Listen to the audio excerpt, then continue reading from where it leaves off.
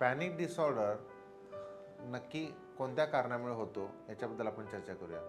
याच्यासाठी वेगवेगळे हायपोथेसिस आहेत, म्हणजे थिअरीज आहेत असं आपण म्हणू शकतो. पहिलं कारण आहे न्यूरोट्रान्समीटर्स, म्हणजे केमिकलचं डिसरेग्युलेशन म्हणू शकतो. सिरोटोनिन नावाचं जे केमिकल आहे याच्यामध्ये बिघाड निर्माण होतो, त्यामुळे हा आजार होतो. सायकोसोशल फॅक्टर्स म्हणजे काही निगेटिव्ह गोष्टी लाईफमध्ये घडत असतात, जसं ॲक्सिडेंट आहे, ट्रॉमा आहे, कुठल्या प्रिय व्यक्तीचं निधन आहे, तलाक झालेला असतो, आईवडिलांचं सेपरेशन होऊ शकतो, नॅचरल कॅलॅमिटी म्हणजे भूकंप आहे, महापूर आहे. अशा काही निगेटिव्ह गोष्टींमुळे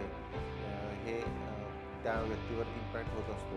लहानपणामध्ये काही गोष्टी असू शकतात, भीतीदायक वातावरणामध्ये किंवा लहानपणी धक्कादायक काही गोष्टी घडलेल्या असतात आणि त्याच्यामुळे मुलांच्यामध्ये लाँग टर्ममध्ये जर इफेक्ट बघितला तर अडल्ट स्टेजमध्ये पॅनिक डिसऑर्डरचा हा आजार त्यांना होऊ शकतो.